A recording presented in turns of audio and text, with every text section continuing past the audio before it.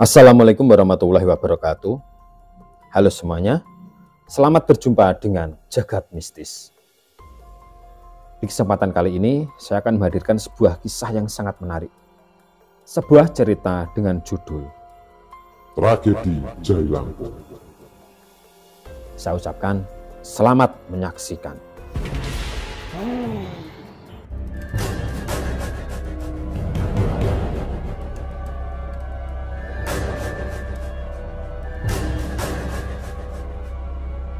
Peristiwa ini terjadi ketika aku masih remaja, di mana seusia itu aku suka mencoba hal-hal baru bersama teman-teman karibku.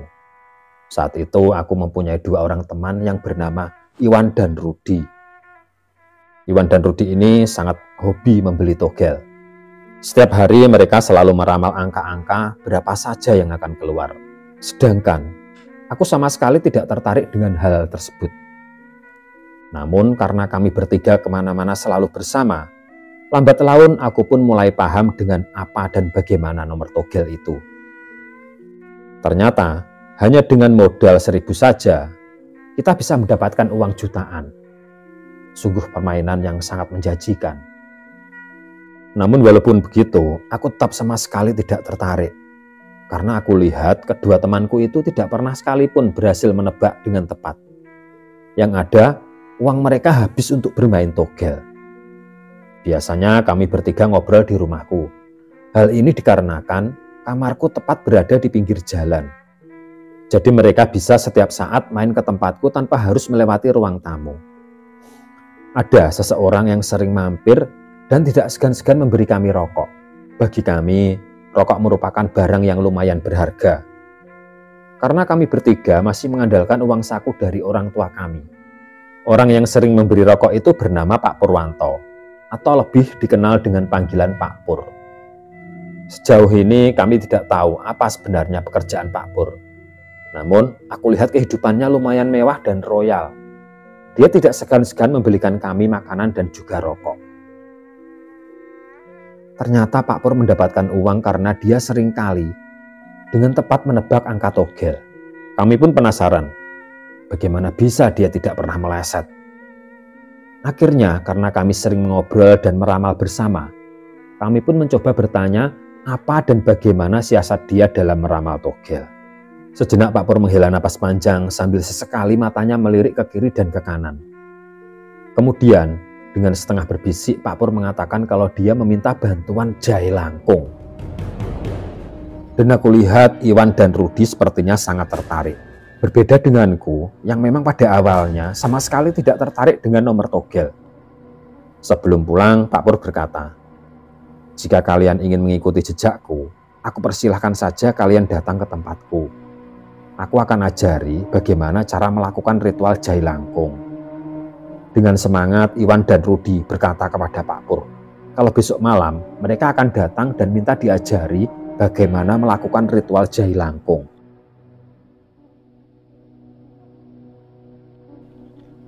Dan kelihatannya Pak Pur pun dengan senang hati mempersilahkan kedua sahabatku itu untuk datang ke tempatnya. Keesokan malamnya Iwan dan Rudi datang ke tempat Pak Pur. Walaupun aku sama sekali tidak berminat, namun karena aku tidak mempunyai teman, akhirnya terpaksa aku mengikuti mereka pergi ke tempatnya Pak Pur. Setelah sampai di tempatnya Pak Pur, ternyata kami datang di saat yang tepat. Saat itu Pak Pur sedang mempersiapkan segala macam hal untuk ritual Jailangkung. Terlihat di situ ada beberapa dupa dan kemenyan juga jajanan pasar. Dan aku pun juga melihat seekor ayam cemani yang berada dalam kurungan bambu. Pak Pur pun langsung mempraktekkan ritualnya. Terlihat dia mengambil sesuatu yang ternyata adalah sebuah boneka kayu yang kepalanya terbuat dari batok kelapa. Boneka kayu itu kemudian ditancapkan ke tanah dan di depannya digelar selembar kain kafan. Kemudian Pak Pur membaca mantra dan selanjutnya dia bertanya kepada boneka kayu tersebut. "Berikan kami angka yang jitu, maka kami akan menuruti semua kemauanmu." Tiba-tiba terlihat sebuah tulisan di selembar kain kafan yang digelar di depan boneka itu. Sebuah tulisan yang berbunyi, "Aku ingin darah ayam cemani." Setelah muncul tulisan itu, bergegas Pak Pur langsung menyembelih ayam cemani dan darahnya diusap-usapkan ke boneka kayu tersebut. Setelah itu Pak Pur kembali bertanya, "Berapa angka jitunya, Mbah?" Beberapa saat kemudian, muncullah 4 angka di kain kafan itu. 2804. Kemudian Pak Pur mengucapkan terima kasih dan langsung mematikan semua dupa dan mencabut boneka itu dari tanah. Ritual sudah selesai. Kemudian Pak Pur berkata kepada kami, "Kalian sudah lihat sendiri kan? Begini cara Bapak selama ini mencari uang." Terlihat Iwan dan Rudi sangat takjub dengan apa yang dilakukan Pak Pur. Kemudian Iwan dan Rudi meminta izin kepada Pak Pur untuk ikut mencatat nomor yang diberikan oleh sang Jai Langkung. Dan ternyata Pak Pur pun tidak keberatan. Keesokan harinya Iwan dan Rudi membeli toga dengan nomor hasil ritual tadi malam. Karena mereka masih belum 100% percaya dengan hasil ritual tadi malam, mereka pun membelinya tidak terlalu banyak. Iwan dan Rudi sempat menawariku agar ikut membeli, tapi kembali aku menolak. Karena aku memang sama sekali tidak berminat dengan hal-hal semacam itu. Dan ternyata sungguh ajaib. 2804. Nomor togel pemberian Jai Langkung tadi malam benar-benar tembus 4 angka. Walaupun Iwan dan Rudi membelinya tidak terlalu banyak, namun karena tembus 4 angka, maka uang yang didapat pun juga lumayan sangat banyak. Sejak saat itu, Iwan dan Rudi mulai melakukan ritual Jai Langkung sendiri. Beberapa minggu kemudian, ketika aku sedang bersantai di kamarku, aku dengar suara sepeda motor berhenti dan dilanjutkan dengan suara seseorang mengetuk pintu kamarku. Aku pun membuka pintu dan aku lihat Iwan dan Rudi datang. Masing-masing dari mereka mengendarai sepeda motor baru. Iwan ternyata baru saja membeli sepeda motor Honda Tiger yang saat itu merupakan motor idaman semua lelaki. Dan Rudi menaiki sepeda motor Suzuki RGR yang aku lihat juga sepertinya masih sangat baru sekali. Dengan bangganya mereka memamerkan hasil ritual Jai Langkung. Aku pun sangat kagum dan mulai tertarik betapa mudahnya mereka mencari uang.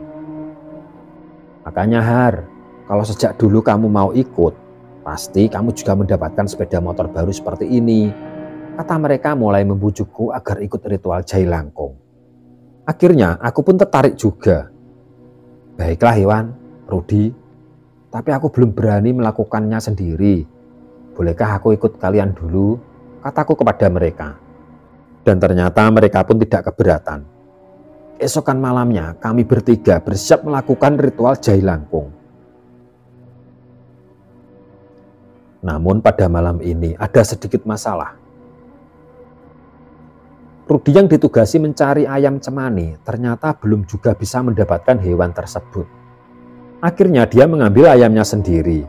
Namun walaupun ayamnya berbulu hitam, tapi ada warna putih di kepalanya.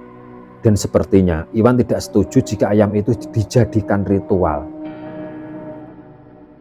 Namun Rudi terus membujuk karena mencari ayam cemani benar-benar sangat sulit. Rudi pun membujuk Iwan bagaimana kalau ayamnya bagian kepala yang warnanya putih itu disemir dengan warna hitam. Pada awalnya Iwan tidak setuju, tapi Rudi terus membujuk. "Tidak ada salahnya mencoba," kata Rudi. Akhirnya Iwan pun mengalah. Dia menyetujui saran Rudi. Ayam hitam berkepala putih itu pun akhirnya disemir warna hitam di bagian kepalanya. Dan sekarang ayam yang sebenarnya bukan ayam cemani itu sekarang benar-benar sudah seperti ayam cemani. Semua bulunya hitam legam karena sudah disemir. Setelah segala macam barang untuk ritual sudah siap, mereka pun melakukan praktek ritual Jai Langkung seperti apa yang dilakukan Pak Pur. Mereka juga membaca mantra dan bertanya apa yang diinginkan oleh sang Jai Langkung. Tiba-tiba muncullah sebuah tulisan di kain kafan yang digelar di depan boneka kayu yang ditancapkan di tanah itu. Namun kali ini tulisannya benar-benar bikin merinding kami semua. Di situ tertulis sebuah kata, Nyawa. Kembali Iwan bertanya kepada sang boneka kayu. Nyawa siapa, Mbah? Beberapa saat kemudian, sang boneka kayu bergetar dan kembali muncullah tulisan yang lebih mengerikan lagi. Aku ingin nyawa kalian semua. Melihat tulisan itu, kami semua langsung merinding dan merasakan ketakutan yang sangat luar biasa. Boneka kayu itu pun bergetar hebat dan berubah menjadi segumpal asap tebal yang lambat laun membentuk sesosok tubuh wanita bergaun putih. Rambutnya panjang, mukanya pucat sangat menyeramkan. Serentak kami bertiga pun langsung berlarian. Iwan dan Rudi langsung menyalakan motornya dan aku pun langsung melompat ke jok motornya Rudi. Kami bertiga langsung memacu sepeda motor kami sekencang mungkin menuju kota. Untuk meredakan rasa takut, kami bertiga mampir ke sebuah kafe. Setelah masuk ke dalam kafe, kami memesan kopi untuk menenangkan diri. Namun, beberapa saat kemudian, kafe yang sangat ramai itu tiba-tiba lampunya padam dan suasananya langsung menjadi sangat sepi. Tidak ada suara apapun. Padahal ini di dalam kota, di samping jalan besar yang ramai. Namun, tidak ada suara sedikit pun. Bahkan suara semilir angin pun terdengar sangat jelas. Beberapa saat kemudian, muncullah 4 orang wanita membawa obor. Kembali kafe itu menjadi terang benderang, namun suasananya beda dengan suasana kafe sebelumnya. Kami merasa berada di sebuah ruangan yang sangat luas dan kosong, tidak ada apapun. Dan 4 orang yang membawa obor itu, tiba-tiba wajah mereka berubah seperti tengkorak. Keempat orang yang berwajah menyeramkan itu langsung menangkap Iwan dan Rudi dan mencekiknya sampai mereka lemas. Melihat hal itu, aku lalu lari sekencang mungkin. Bahkan sampai terjatuh dan aku merasakan kepalaku sangat pusing. Akhirnya, aku tidak sadarkan diri.